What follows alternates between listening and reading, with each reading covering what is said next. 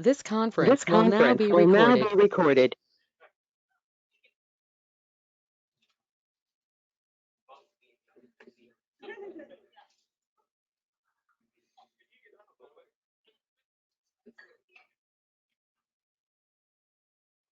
All right, it is 10 o'clock.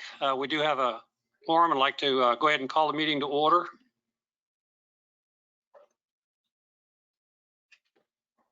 Good morning, everybody. This is Bert Ushery. I've been asked to lead the TAC starting today, so give me a little freedom here to mess up, but we'll do our best. First thing on the agenda is approval of the agenda. Is there any modification?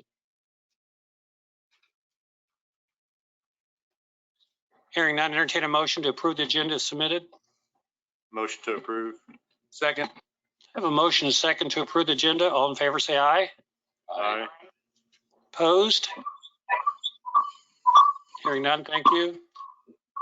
Next thing on the agenda is last meeting's minutes. Any questions about the minutes? If not, entertain a motion to approve as submitted. So moved. Second.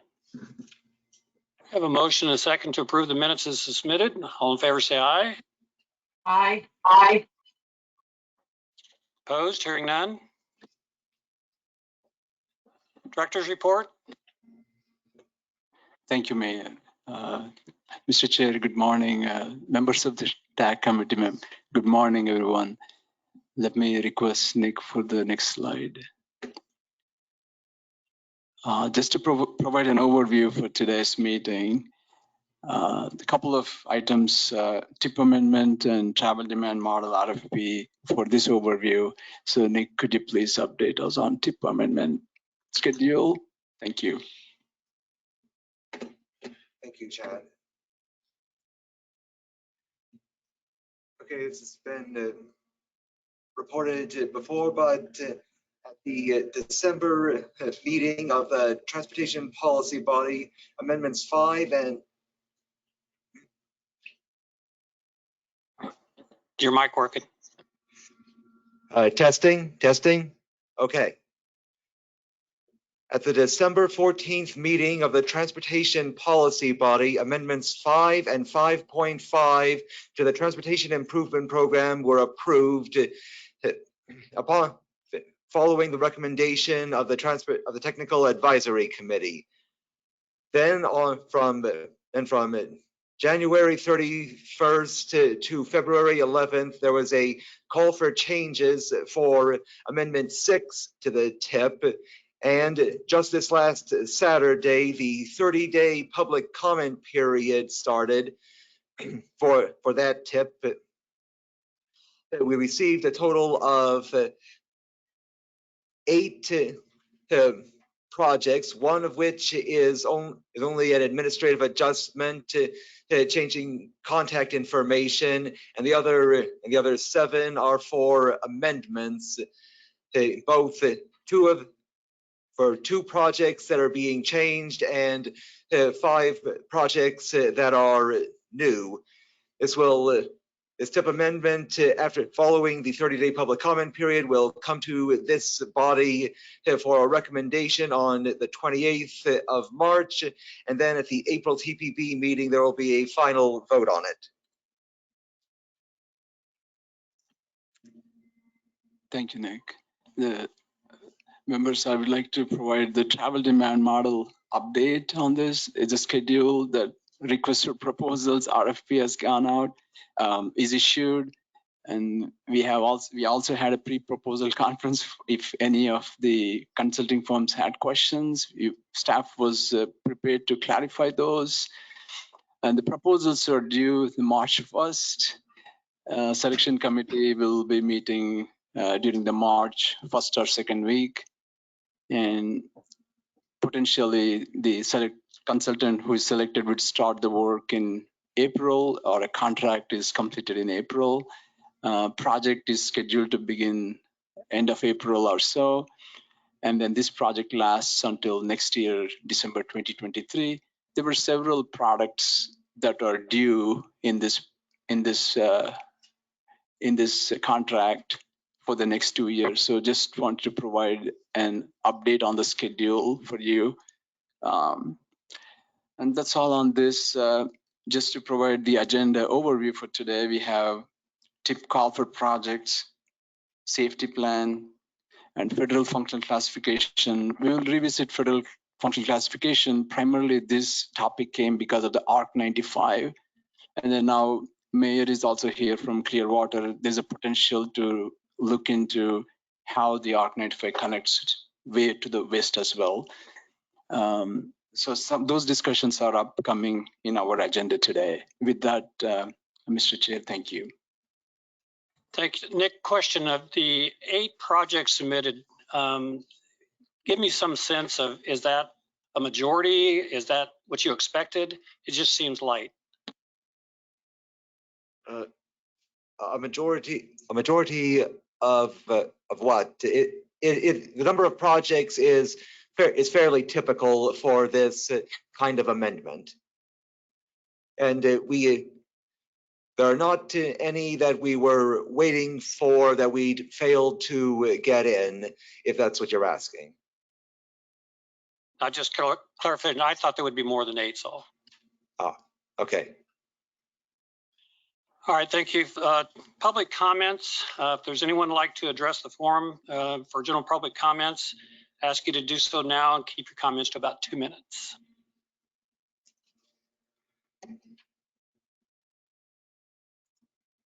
Seeing no one here, anyone on the phone?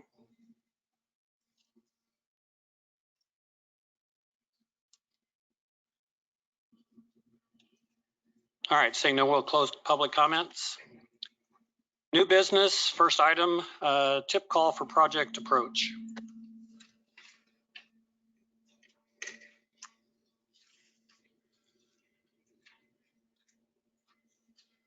Thank you. We are currently in the call for projects period for the development of the 2023 to 2026 TIP.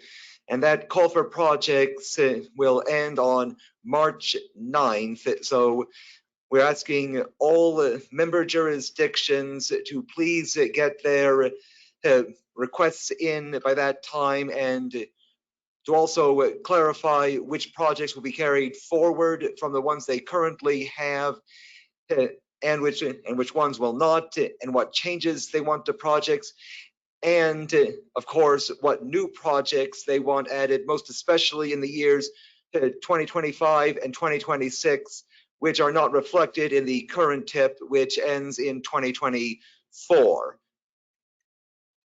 This spring, we'll have the staff review and project selection committee meetings to provide recommendations to the TAC and the TPB of which projects will be included in this. And then in the spring and summer, the document will be developed, i.e. the sections other than just the plain project list, and a public comment period will be held. And then finally, in hopefully summer, but failing at that, fall, the TAC will provide its official recommendation on the full new TIP, and the TPB will give its final approval prior to October 1st. That is before the new fiscal year starts, and we are officially in the period that the new TIP will cover. As I stated, the primary focus is to get new projects in for 2025 and 2026. However, if it is determined through the project selection committee and the related analyses that funds are available in 2023 and 2024, a surplus beyond what is already committed, then projects could be added then as well. But the main thing is to get projects in 2025 and 2026, because currently we have nothing there. Now, historically,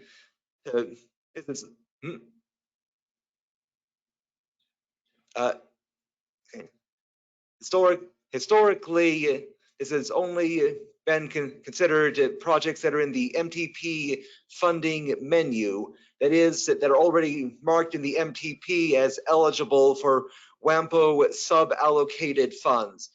However, today we have a couple options of how to proceed from this point forward that we would like to discuss.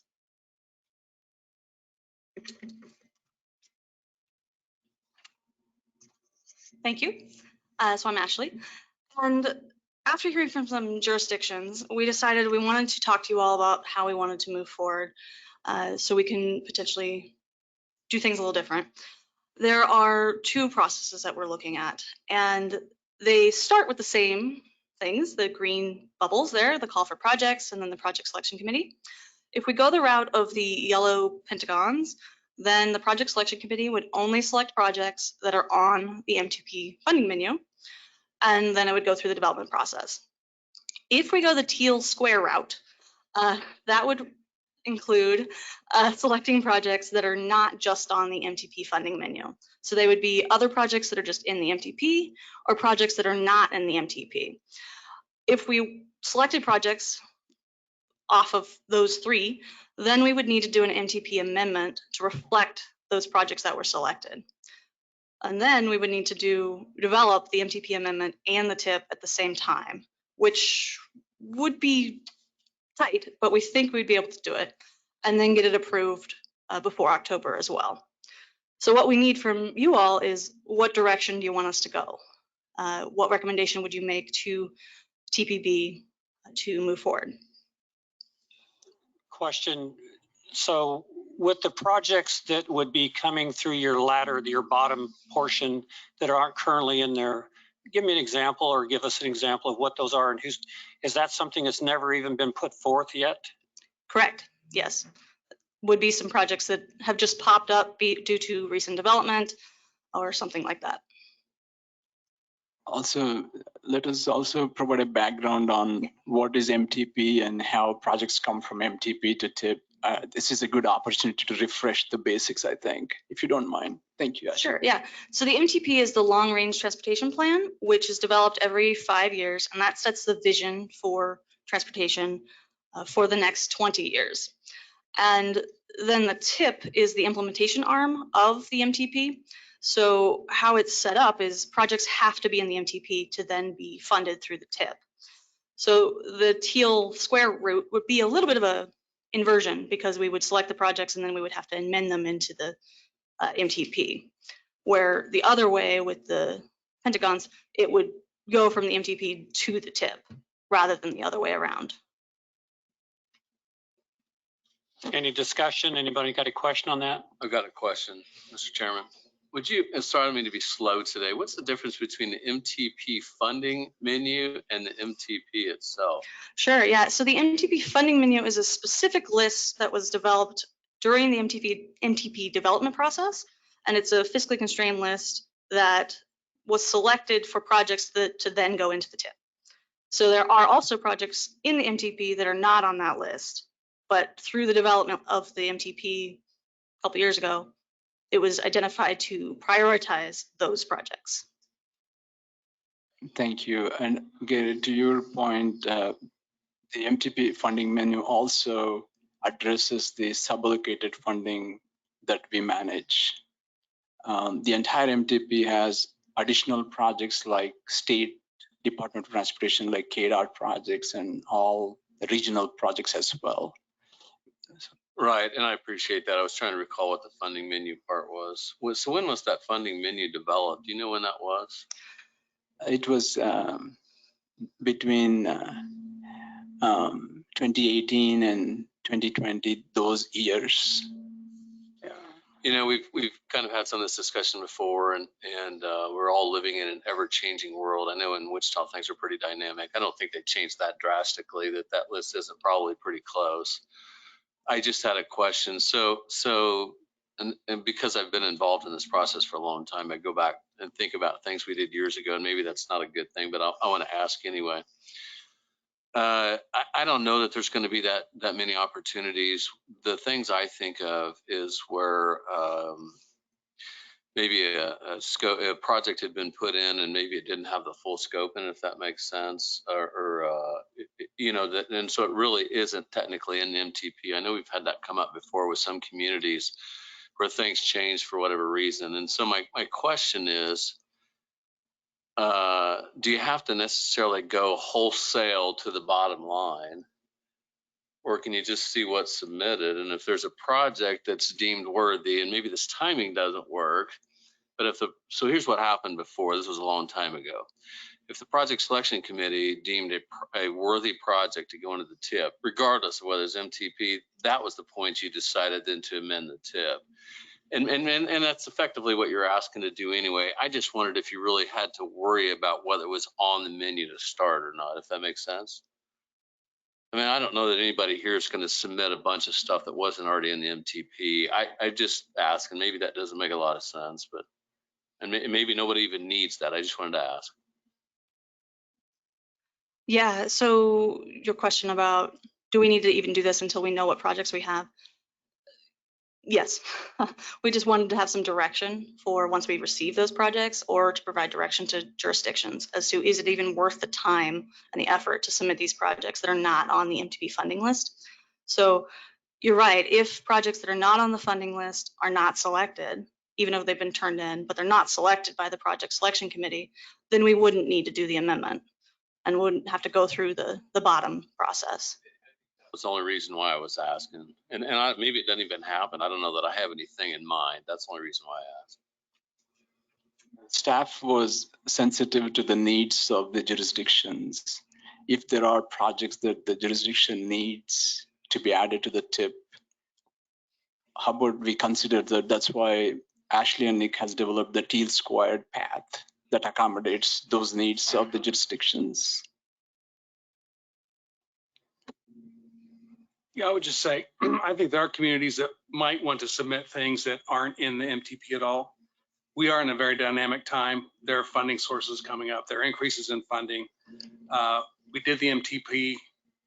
It was a different world. And so I think this, what we're calling the teal boxes, is probably the way to go and just see what happens. I think I would think it'd be very important to set this schedule up so that the WAMPO staff can get there, and they need to know now that we'd consider that, I think. And so I think it is possible that maybe nothing goes in, but if we don't have them geared up to do it, we get to somebody submits a project that just needs to be done or something. I think we need to have that opportunity to get it in. I understand the difference between long range and short range, but 18 to 20, that was a long time ago. I mean, really, so. Thank you, Jim. I think if I may add to that, like Ashley mentioned, the timeline to accommodate the MTP amendment becomes little more. For example, there is public involvement processes and a couple of technical document preparations that takes additional time than what is usual, but still staff is dedicated to be sure that process is scheduled, to your point, to support what you said. Yeah.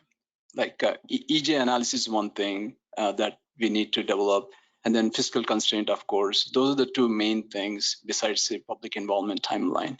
Just so you know, there is some effort, but staff is ready to add that to their list of tasks. I think to Gary's point, one thing that I've seen this in the past that happens, and I just want to make sure, if these new projects come up and when the selection committee starts to pick these, and you have the ones that's already been in and they're in queue and a new project comes up, they're being screened equally. So as long as the direction is that if a new project's submitted, they get equal consideration, or are they there only if funding is available after the original projects have been considered?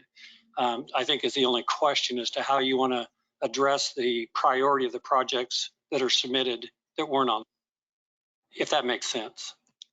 Yes, that does make sense. So I guess to summarize that, so if we do the teal box process, do we want to have all the projects on a level playing field, or do we want to prioritize the ones that were already on the funding list? I would recommend the former, just because of what Jim said too. That'd be my recommendation, because of it is a changing time, and that's been a while. I would think the teal boxes work, but I wouldn't hold it against a project that wasn't already in. It would seem to me that the schedule would be awfully tight to have to amend the MTP before we're prepared to adopt a TIP. I guess I'm supportive of allowing those projects that aren't on the funding list but are already in the MTP, but it's kind of a stretch to reach out there to those that aren't on the MTP now. To that point, Ashley, if you do this, do we then need to go out to the entire jurisdiction and call for projects that weren't on there? Obviously, someone's approached you to do this. They probably got something in mind. But in fairness, would you then have to go out and there's a time lapse there to communicate to everybody that any projects now available to be submitted? That's a good question. Yes, we would need to send that email and let everybody know. As far as extending the time, we would have to discuss that because the original email did go to everyone. So some people who got the original email approached us. So theoretically, everybody should have got it and thought about it at least. We did receive a question from Tia online. She asked if the project is in the MTP funding menu, would you still have to apply? Yes, so you're applying for the suballocated funding that WAMPO allocates. Could you remind me where we're at in the MTP? When will we start the next plan? Yeah, the next MTP needs to be approved by 2025. So we'll start doing that a couple years prior. This is Dan. This is Dan Squires. Actually, can you remind me if the email that went out, that I should probably know this, if the email that went out to all of the jurisdictions indicated that projects that were not in the MTP or were not in the MTP funding menu would be considered, or if it indicated that they needed to be in the MTP? I'm just thinking that we're 6-7 days away from these applications being due. I'm a little concerned that some jurisdictions, if they weren't aware that this was going to be an available option to them, it might be squeezing them pretty good to try to get a complete application submitted in a week, essentially. Yeah, that's a good point. Yes, so Nick, do you want to talk about that?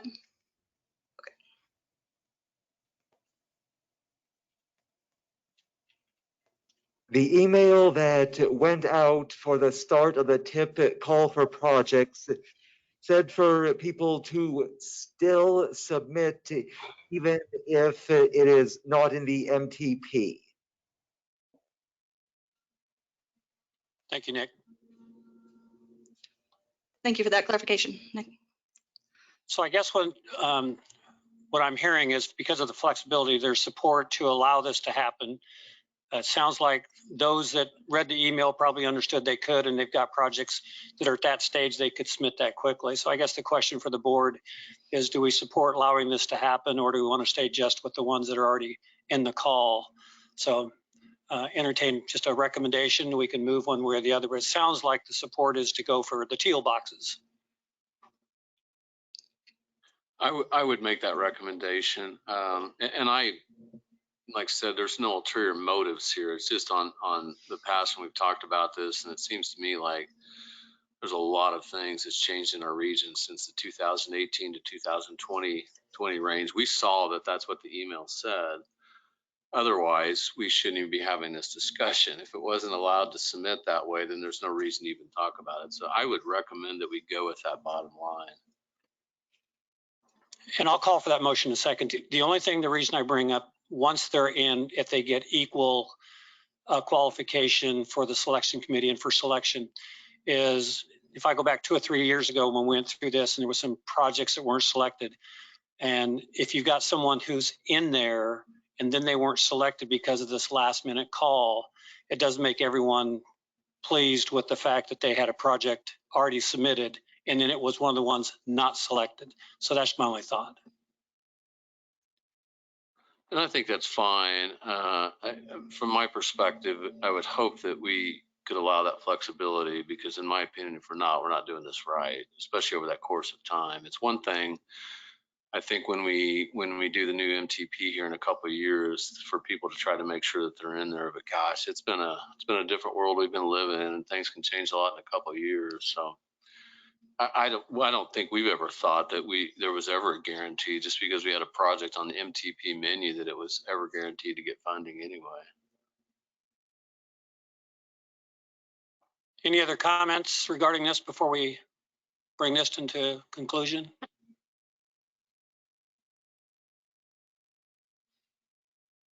With that, just call for a motion to authorize staff to allow the projects in, regardless of whether they were in the TIP funding menu originally. So moved. Second. Was that motion clear enough for everyone? Yeah, one quick thing. So are we doing equal playing field or are we prioritizing? We talked about flexibility, but don't know if we settled on one. I think I heard indicated equal playing field to me. Yeah, I would clarify with my motion that they would all be treated equal. Well, the motion stands with that clarification. And do we have a second? Second again. Have a motion and second for the staff to go with the teal boxes. All in favor, say aye. Aye. Aye. Opposed? Hearing none, thank you. Thank you. All right, next topic is the Safety Plan Steering Committee and Focus Group. All right, I'm back again. So the safety plan has been discussed for a little while, and we are moving forward with developing the structure for developing the plan.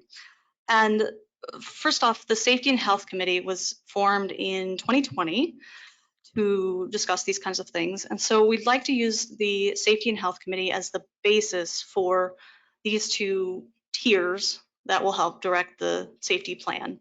So the first tier is a steering committee that will address design, enforcement, education, and awareness solutions made up of staff that are from the Safety and Health Committee and other staff that's identified. And then a focus group of the Safety and Health Committee organizations that are not staff and other organizations. So this is the kind of draft of the steering committee, and we're hoping to move forward with this structure here, and maybe not the exact list of people, but here's the list for design solutions, enforcement solutions, education awareness solutions. And are there other people you think would be important to participate? And is there a City of Wichita outreach coordinator or a Derby outreach coordinator we should know about? That's our first question. Then we'll go on to another thing in a second. Say that part again. What's the outreach for? So helping to educate and provide awareness on safety and how to operate safely or walk safely, that sort of thing. I don't know that we're going to have anybody directly. Probably a combination between our traffic engineer and police is basically how that happens. We have public information people that can put information out, but I don't know that they would be valuable on the steering committee. Typically, that's a combination of engineering and public safety staff that provide the message and information, and they just push it out through their media mechanisms. Yeah, Wichita's the same way. Thank you, Dan. Okay, great. That's good to know. Thank you. And then the focus group, which is comprised of the non-staff organizations that are on the Safety and Health Committee. 4 of them were already on that committee. And then through discussions with the chair, Dr. Abla, from the Safety and Health Committee, and other discussions, we've added these other organizations. Hopefully they would be willing to participate, as well as any other ones that you think would be helpful. And again, this is just approving the structure, not the exact organizations that would be on here. Sorry, Bert, I have a comment and a question. And I happen to be currently the Wichita's ADA coordinator. So, and I know the Access Advisory Board would definitely like to be a part of this. So if you need help finding somebody to do that, I would definitely agree to have them on the list. Is there an opportunity, I know it doesn't exactly fit, but going back to your staff group on the design part, I know it's not staff. We've got some really good design consultants in the community that would be as good of a resource as anybody on that design solutions group. I mean, Mike obviously works with them, Dan works with them, Mark does, then can provide that input. Do you think there would be an opportunity for a design consultant to be in a group like that? I know that's not staff. Somewhere it feels to me like we ought to have, and I don't know how you go about doing that, but having them involved somewhere. Gary, do you think that would be something that we would subcontract out to them? Would that be something we'd have to have funding for, or are you looking at a volunteer? Well, the volunteer part sounds good if somebody'd be willing to do that. There's some design consultants in the room, and I'm not trying to put them on the spot, but Bert, I was not assuming, Mr. Chairman, that it would necessarily be something we'd have to have funding for. But all the consultants may have just run the other direction, but. First day on the job and I've got to bring money up. Sorry about that. No, I'm glad you did. I don't mean to speak for anybody. I can't say whether they would be willing to do that or not, but if it's possible, I think that'd be a great resource. Go ahead.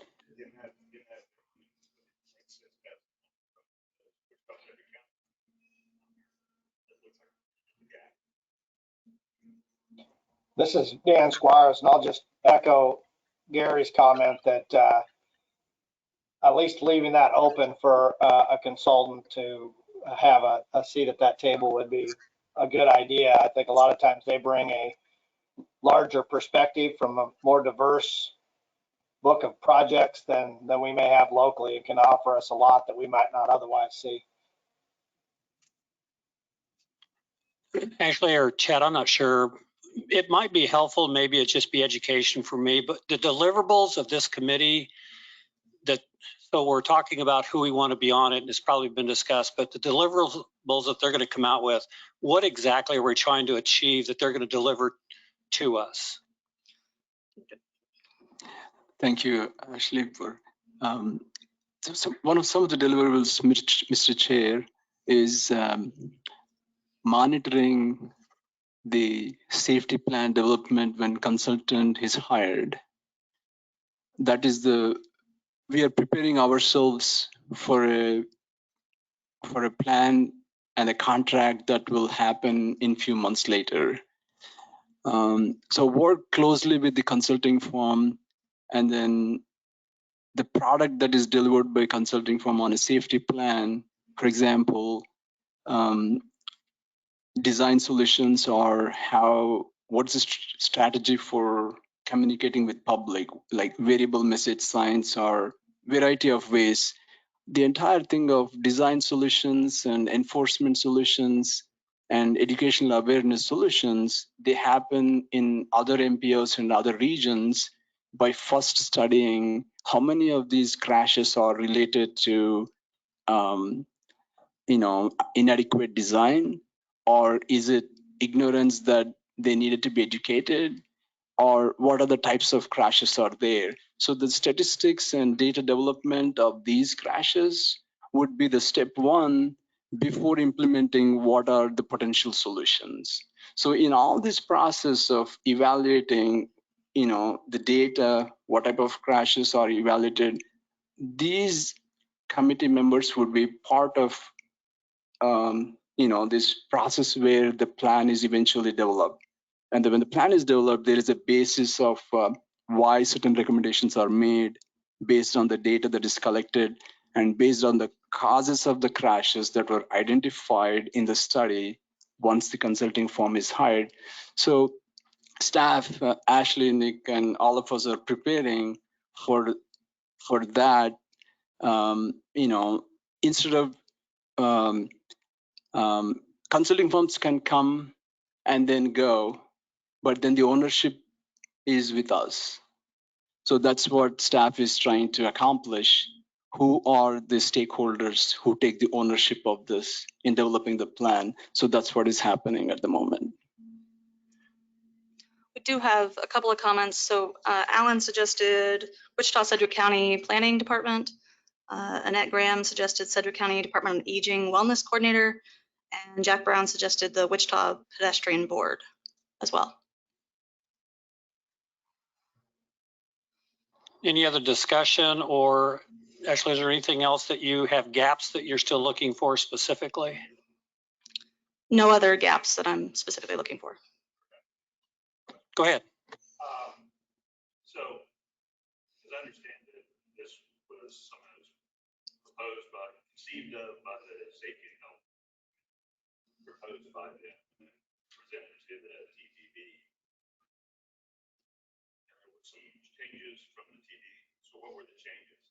Yeah, so the changes between what was talked about at the TPP meeting in, I guess, early February and now is kind of an inversion of the steering committee and the focus group.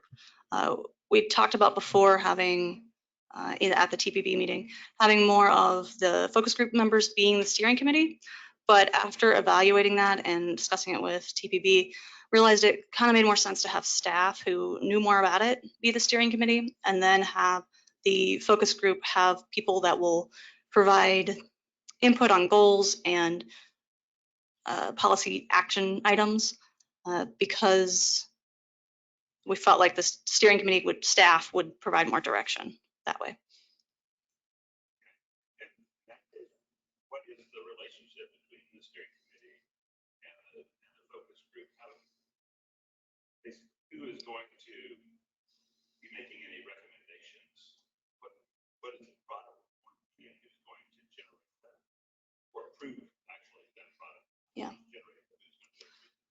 Right. So the question was, what's the relationship between the focus group and the steering committee, and who will develop the document? Currently, what we're envisioning is the focus group would provide input to the steering committee, and then the steering committee would be the one to move forward with the document. Of course, that is subject to change. And in addition to that, focus group meets more often. Yeah, the steering committee would meet more often. Yeah. Apologize. So the schedule of meetings is another difference as well. So sorry. Okay. It seems to me that the concept in the safety and health was to have some very vigorous public input, public in the sense of a number of representative, non-technical groups into the process, and that basically driving the process. As you say, this seems to flip that. Has that been discussed with the Safety and Health Committee? What's their view of that? So in case people didn't hear that, the question was, previously when we discussed this with the Safety and Health Committee, the discussion was to have public be more the driving force. We have not discussed it since with the steering committee, the Safety and Health Committee, this inversion of the steering committee being more made up of staff. When we had that discussion with the Safety and Health Committee, there was input. There wasn't a ton of direction necessarily of like, this is the way to go. It was more of a brainstorming kind of meeting, and we had input, but thinking it through, this made more sense, I think. But our next Safety and Health Committee is, I don't know when that is, but we can talk with them again about it. So for clarification, are there two separate are there two separate agendas going on then? Is the Safety and Health Committee been tasked to create this work, and then as a subgroup we're trying to get the steering committee to do the same thing? I'm just confused. Yes, so the steering committee, well, the Safety and Health Committee overarching purpose is to develop data and information to develop the next MTP. So they have a longer time frame, where the safety plan is shorter, and so it would be more intense, more meetings, but it would have a shorter time frame. Of course, the information from the safety plan would then feed into the MTP.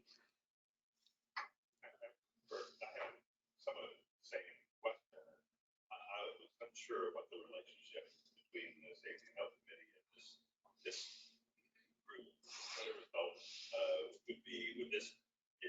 almost seems as if the Safety and Health Committee was saying that their role sort of needed to be converted into and sort of taken over by this group.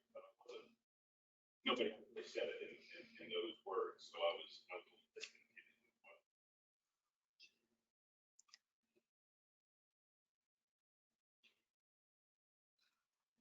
I guess to repeat that,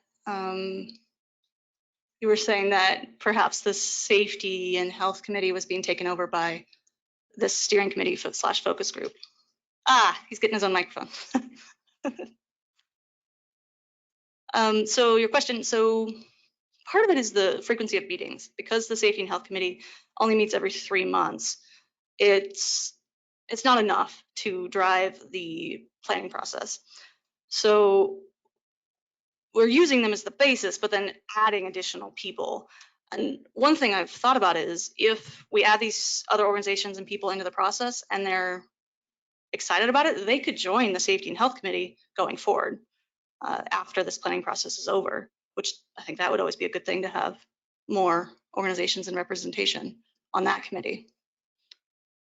If I, just to clarify this question on what's the role and purpose of safety committee versus the steering committee and focus group.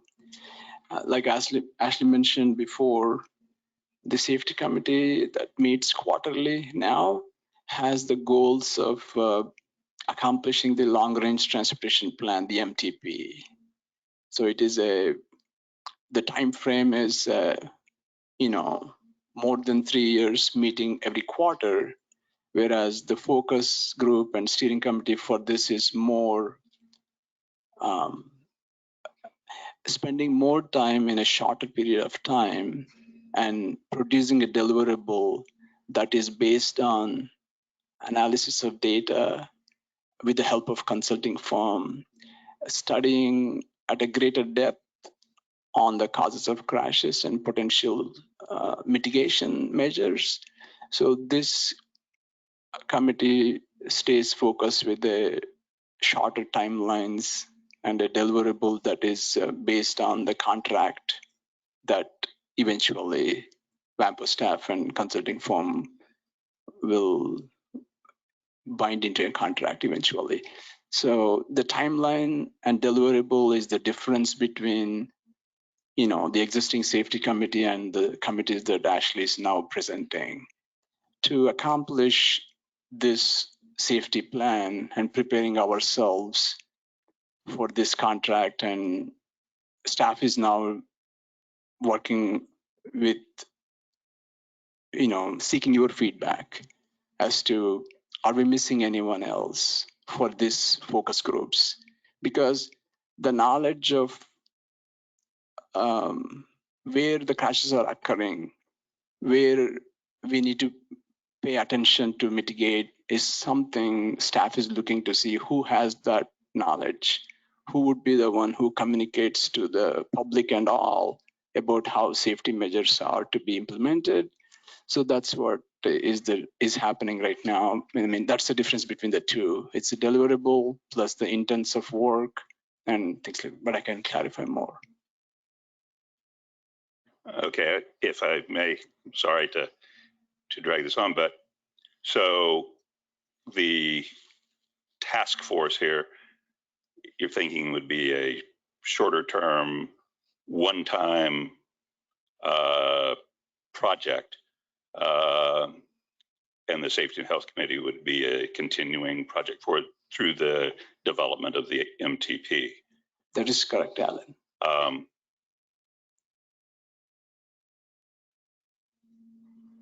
But if they're, I guess I'm a little confused by if it is conceived of as a one-time project to look at, as you say, sort of the causes of crashes and so forth. It seems to me that that is not something that is fixed in time, and that any report that they would have would solve the problem for the long term.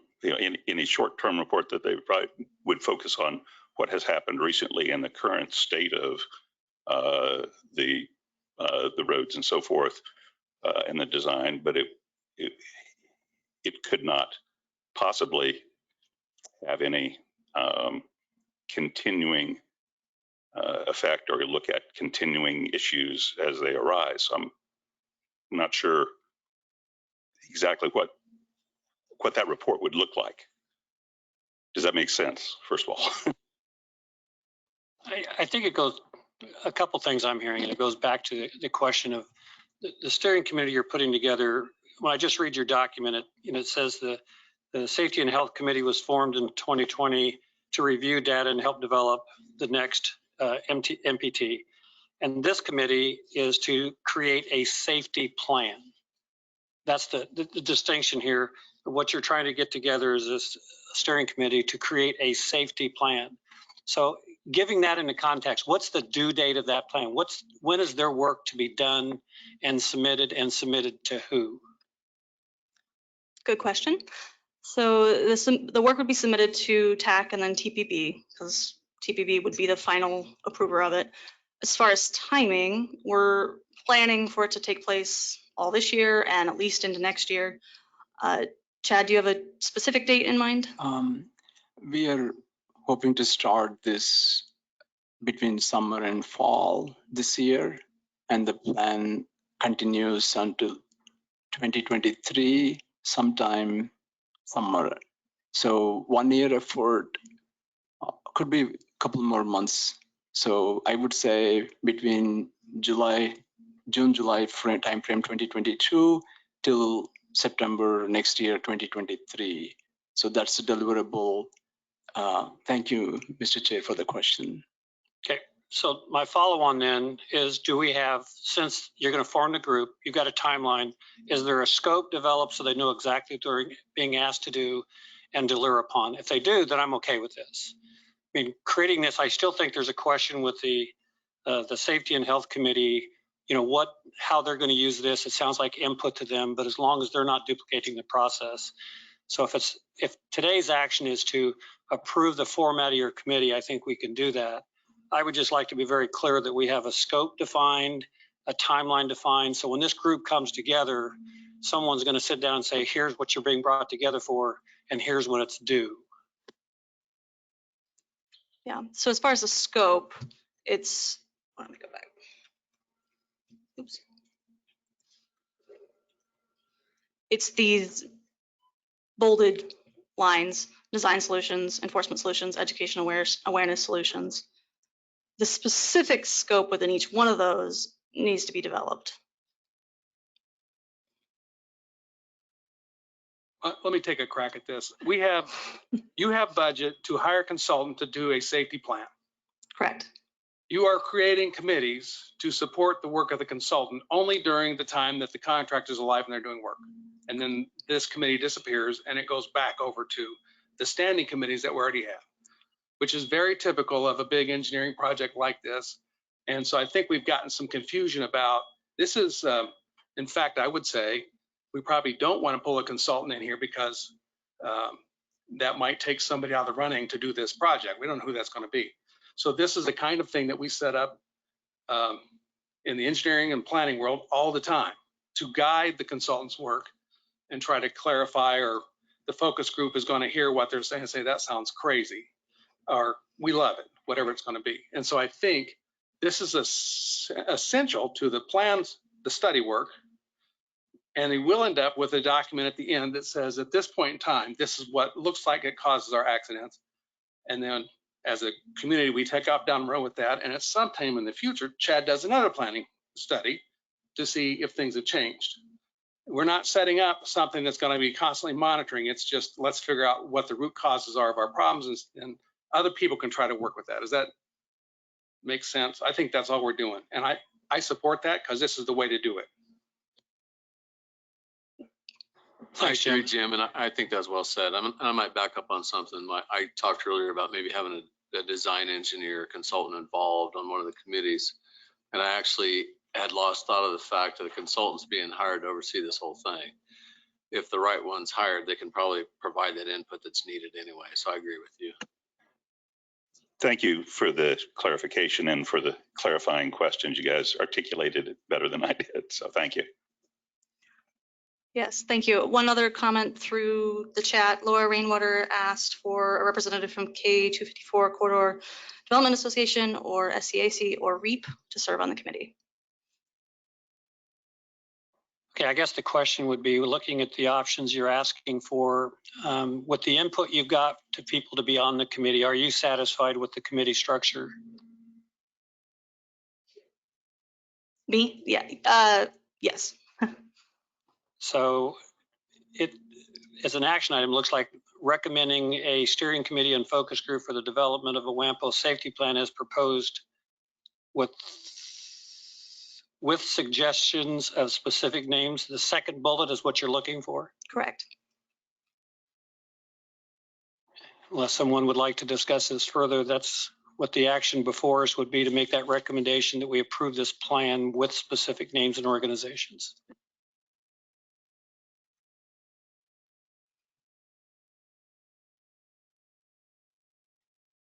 I'd be happy to make that motion. I know there was a couple of comments about adding others. I don't know that we necessarily need to do that right now, or is that something that could kind of evolve maybe, just so we can at least get this moving forward with the list that we have? Does that make sense? Well, it does. That's why I wanted with or without specific names. If we go without specific names, you have the structure, then you can work to fill that in, correct? Correct. Yes. Then I would move that we do that. So the recommendation, first bullet. I'm sorry, go ahead, someone on the phone. This was Dan Squires. I was going to say I would second that. Just to be clear on the motion, then it's the first bullet to form the committee and the focus group without specific names at this time. Yes. That's my understanding. And that's your motion, Gary? Yes, sir. We have a motion and a second to form the committee without specific names and organization included at this time. All in favor, say aye. Aye. Opposed? Hearing none, thank you. Thank you. All right, item C, federal function classification map update.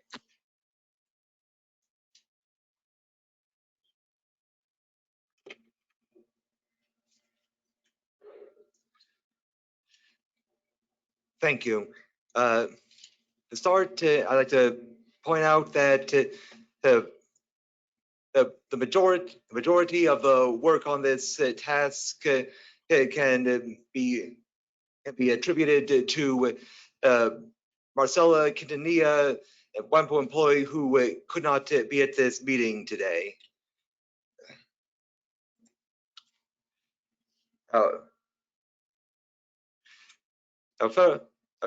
For those who don't know, federal functional classifications are applied to all roadways in the system, all the way from interstates down to local roads, ordered as you see here. Interstates, and then other freeways and expressways, such as, for example, US 54 400, and then principal arterials, and then minor arterials, major collectors, minor collectors, and finally the local roads. And the basic concept is that the higher order roads, the arterials, allow you to go the longest distance at the fastest speed, carry the fewest vehicles, have the fewest exit points, and then so, in other words, they provide the most mobility in terms of how far you can get, how fast, but the least accessibility to specific destinations. And so that is the basic concept of how the functional classifications are ordered. And it's a basic concept that a road can only empty onto a road of equal or greater functional classification. So in other words, if you see a T intersection, the road that goes straight through has to be the higher order road than the one that terminates, or they could be the same order. potentially, as shown in this graphic here. Now, there are many edge cases if you only go by those general concepts just described, which is why the FHWA has provided a series of specific guidance documents and tables, such as what is shown here, even though I'm sure you can't read it, of particular characteristics that a roadway must have in order to be of a certain functional classification, from arterial to collector down to local. And the function and part of WAMPO's job is to adopt an official functional classification map for the region, which is available on our website at wampo.org/fun-class, fun-class, that is.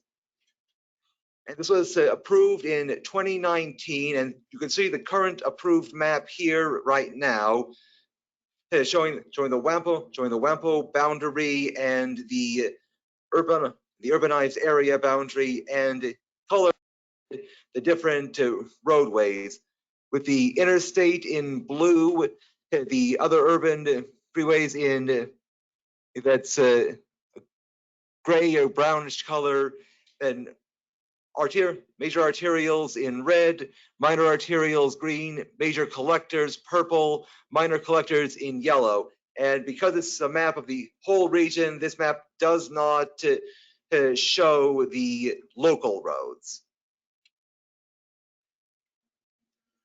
Now, our WAMPO staff have been working with jurisdictions and KDOT on instituting changes to the system. The first change that that kicked this whole process off was needing to add 95th Street across the Arkansas River, because there is a project coming up to build a bridge across that river at 95th Street, and so we had to add to the map what the functional classification of that future road will be, so that it can be in the map. And then it was reasoned that since we're doing that, we might as well get any other updates into here that we thought appropriate, or that jurisdictions thought appropriate, and we could come to an agreement on. And this is the map showing the changes that we have come up with so far since this last adopted one. Obviously, at this scale, you can't really pick out the particular ones, though if you'll see in your packet on pages, I believe it's 12, 13, 14,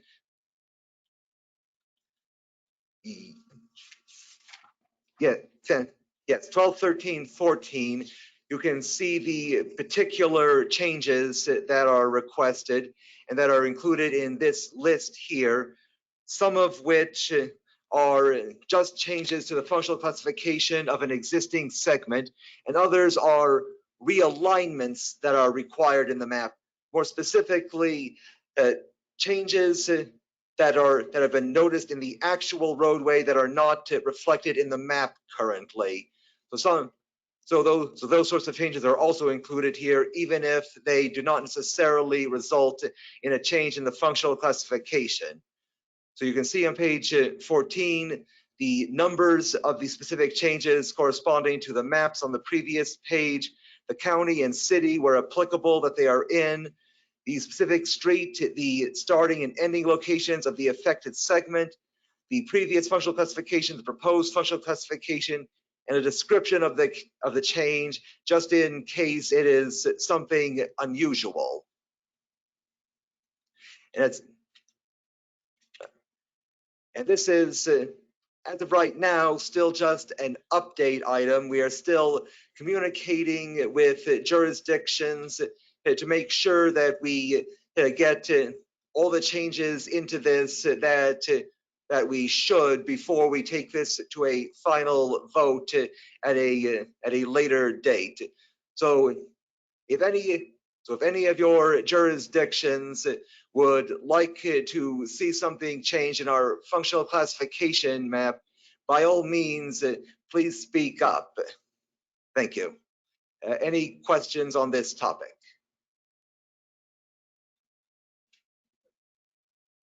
Sorry, I have a quick question. In brief form, and I only ask this because I can never keep track of it. This, and I'm not talking about any particular road, but does a road classification impact eligibility for funding, in particular for the TIP? Yes, it does.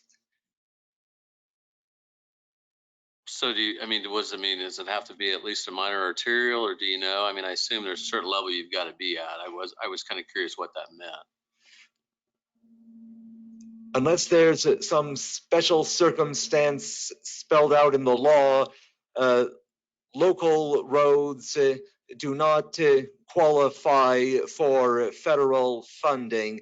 And I believe some of the exceptions include for bridges and tunnels, but I would have to read the text again. So from a purely semantic standpoint, I want to make sure I got this clear. On the functional classification map, for road to be eligible for federal funding through the TIP, it has to at least be a collector. Is that what I heard you say? Yes.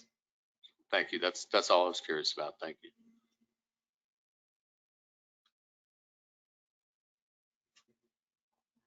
Any other discussion?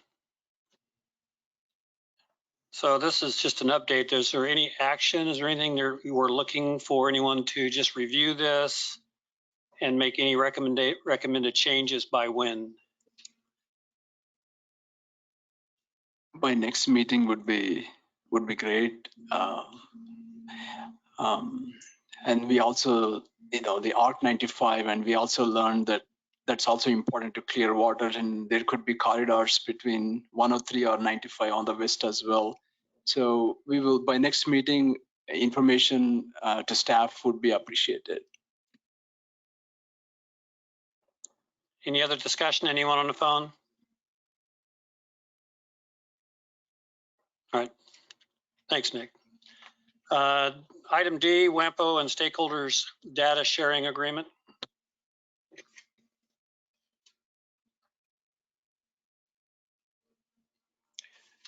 Good morning. We are in the early stages of looking at a data sharing agreement, or data sharing agreements, plural. I am going to kind of go over what that encompasses as far as what a data sharing agreement is, and then Nick will take a couple slides to kind of outline what it is that we're asking. Data sharing agreement is a formal agreement between two or more parties outlining what data is allowed to be shared between them, what the roles for that data, who can use the data, what it can be used for, and also its ultimate fate, what happens to the data when you're done, is the data destroyed, etc. The data sharing agreement also helps to prevent duplication of effort. It encourages accountability and, transparency between agencies. It also allows, sometimes the people that originally collected the data will have a specific purpose that someone else sees the same data and will think of another purpose for it. It kind of increases the value of the data.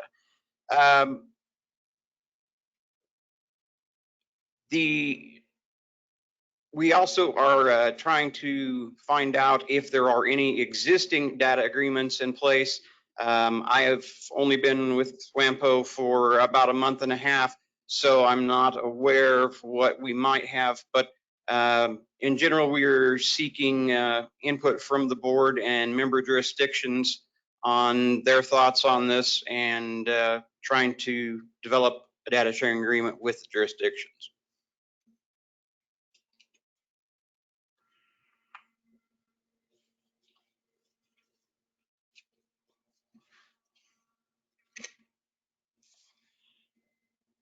As Mark just indicated, WAMPO is still in the early stages of its discussions with member jurisdictions about data sharing agreements, and that at future TAC meetings we will hope to be able to present on any existing agreements that we have with our members, and possibly discuss the possibility of new ones going forward.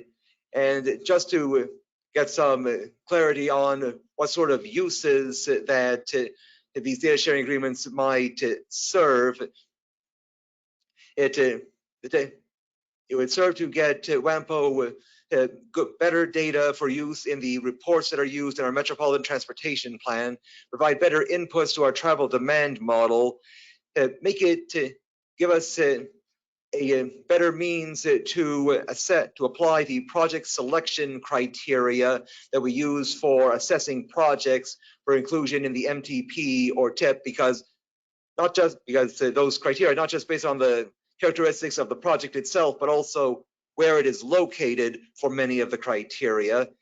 And it is also relevant to the functional classification map that we have just discussed, and also to addressing any other stakeholder inquiries that might come our way, as they often involve multiple jurisdictions. So, and keep in your mind that this is a discussion item. So what are your thoughts on all of this?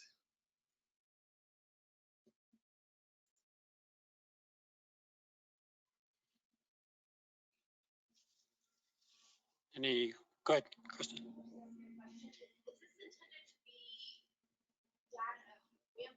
Sharing its data with jurisdictions, or jurisdictions sharing their data with WAMPO, both ways?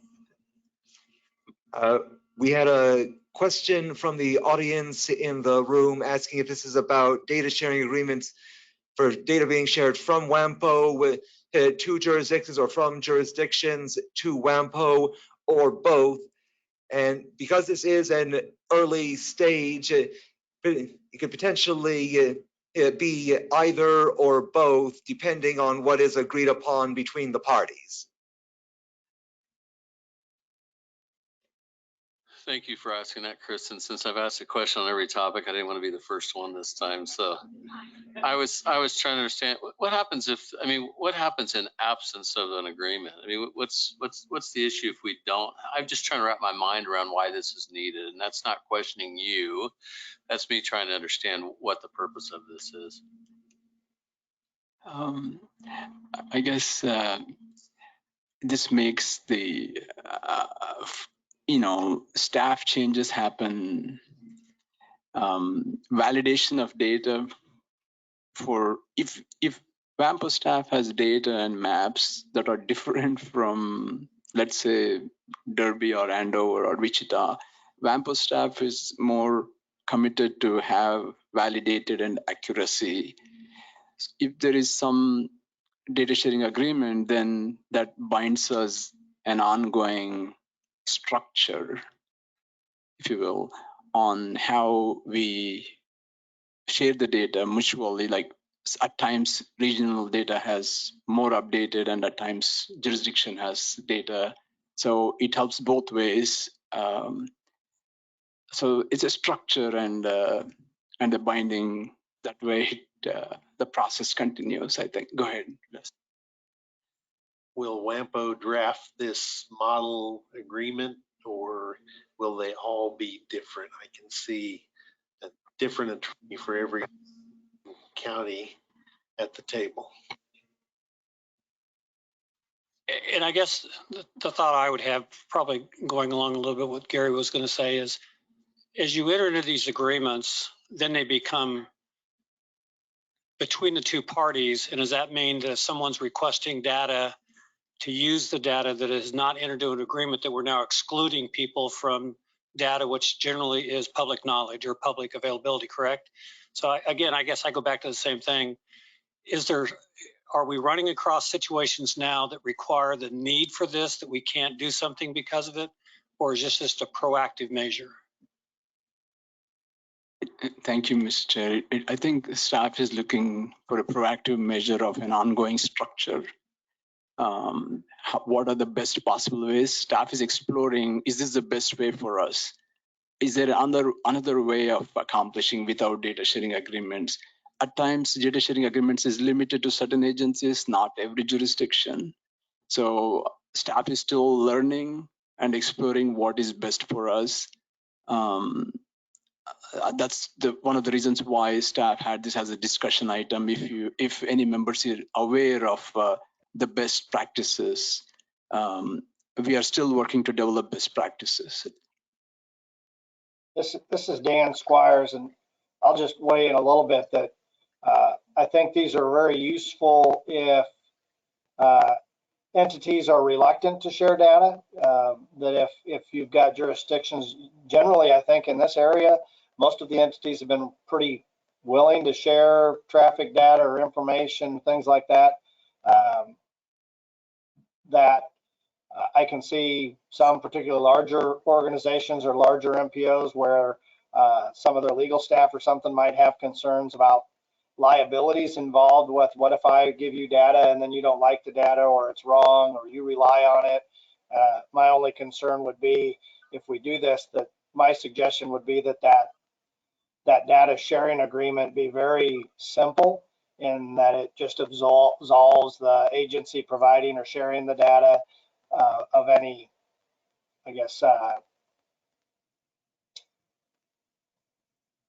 trying to figure out the word I'm trying to use here is, but basically any liability for having provided it. Because I think if we start creating a very complex agreement, you're going to send it out to each agency, and each agency's attorneys are going to get a hold of it when you have to have some type of a formal agreement and start writing in different provisions to protect themselves. And you're going to end up with, I think you're going to end up with a bunch of different, if you make it very complex, you're going to end up with a bunch of very different interpretations for each agency on it.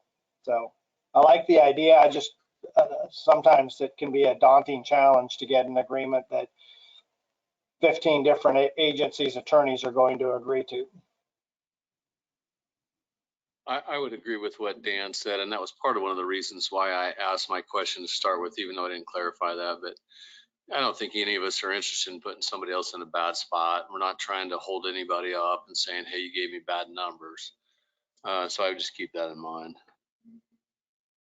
It would appear that within WAMPO and the jurisdictions, when you become a member of WAMPO, you agree to share certain data, use certain data, and there ought to be a disclaimer there that says the data is only to the best of its collection and no one be held accountable. But if you're a member of the jurisdiction, by being a member, you do that to gain and give data. So if it's an outside agency, I guess that's probably where a formal agreement might come in.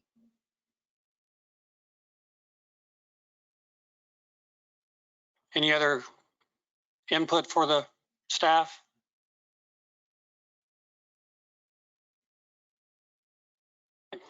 Thanks, Mark. Thanks, Nick. Committee reports update, Safety and Health Committee. Anyone on the line to do that?